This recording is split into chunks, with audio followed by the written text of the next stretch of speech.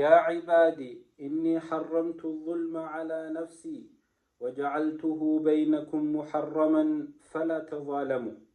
وبلين إسلاما والهنزلمنا والزلموا تنا رب سبحانه وتعالى إفرت اللي حرام قديتي أمة إسلاما هندت اللي حرام قدي ظلم.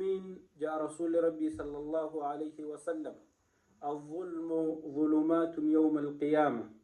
ميدان أرنمني الدنيا تنرتي والميدو ويا قياما دكانا نمتي تاتيا يجي.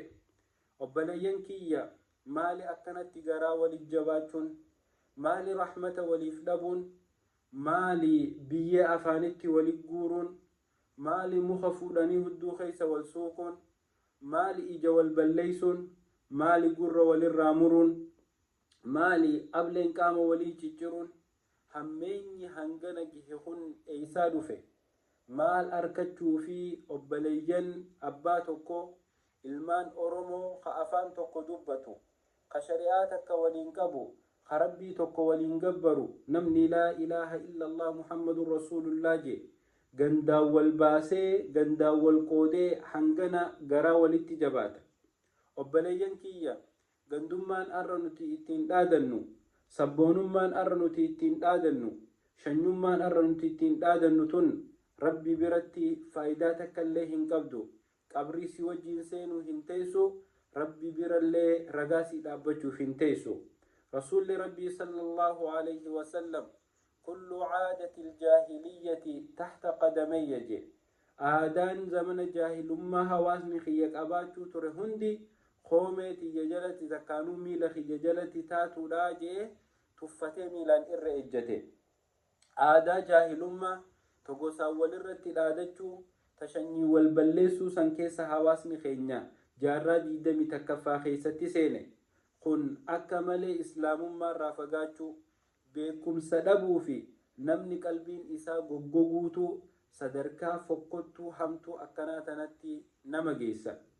akkamitti ilmi namaa garaa walitti jabaatee nama badii takkan balleessine barahaa keessatti qabanii sababa inni ganda tokkorraa ta'e qofaaf jecha ilmi namaa ija guduunfatee sanuu feesbuuk irratti tiktaak irratti laayivii waraabaa ilma namaa akkamitti azaban. yoo nuti kan saba tokkoo dila kana hawa garaa walitti jabaannu taate maali yeroo arabni nu muudhe iyyuun maal faayidaa qabdi? yeroo arabni gurra nurraa mure yeroo arabni fooqiirraa nu darbe yeroo arabni zayta fuulatti nu naqe iyyinee iyyisiisuun maal faayidaa qabdi? nutuu rahmata waliin goonu nutuu waliin kabajnu nutuu waliin jaalannu nutuu waliin mararfannu nutuu wal dhageenyee wal jalan deemnu faayidaa akkamii qabname? maali hangana takka garaa waliin jabaachuu yaa lammiitiyya? wallaahi haalli amma keessa jirru kun haala fokkotaa hama rabbiin illeen jibbe ka ilmi namaatilleen jibbe ka lubbuu wal balleessu. obboleeyyan kiyya lubbuu namaa balleessuu rabbi qofaatu haqa godhata. lubbuu abbuma isii uume qofaatu baasa. abbaan if baasuus haraami. namni haqaan malee lubbuu namaa baasuunis haraami. islaamummaa keessaa nama baastii jechuudha. rasuulli rabbii sallallahu alayhi wasallam الظلم ظلمات يوم القيامة ميدان الرئيس والميتان تن قيا قياما دكنا والميدنا جن. ربي سبحانه وتعالى حديث قدسي غيثة أكنجا يا عبادي يا قبر التنكية إني حرمت الظلم على نفسي أن اللبوتي يرتي ميدا حرام قديتين جرا نما ميدو حرام إفرتي قديتين جرا أجئ رب اللبي وجعلته بينكم محرما إسن جدت اللي أكا والهمين حرام إسن جدت قديتين جرا فلا تظالموا والهميدنا هي ربي ننجي.